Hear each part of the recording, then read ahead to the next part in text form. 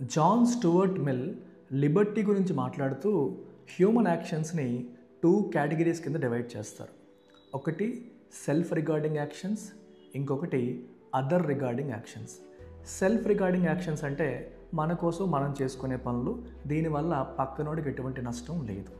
రెండవది other regarding actions అంటే మనం చేసే పని వల్ల పక్కవాడికి హామ్ జరుగుతుంది అన్నప్పుడు. సో ఈ 2 యాక్షన్స్లో అదర్ రిగార్డింగ్ యాక్షన్స్ని ప్రభుత్వం రెస్ట్రిక్ట్ చేయొచ్చు అని చెప్పేసి జేఎస్ మిల్ అంటారు. అంటే గవర్నమెంట్ ప్రజలపైన ఎలాంటి సందర్భాల్లో రెస్ట్రిక్షన్స్ పెట్టొచ్చు అనే కాంటెక్స్లో ఆయన చెప్తారు. సెల్ఫ్ రిగార్డింగ్ యాక్షన్స్లో ప్రభుత్వం ఎటువంటి రెస్ట్రిక్షన్స్ పెట్టకూడదు, అంటే అబ్సల్యూట్ లిబర్టీ ప్రజలకు ఇవ్వాలి అని అర్థం.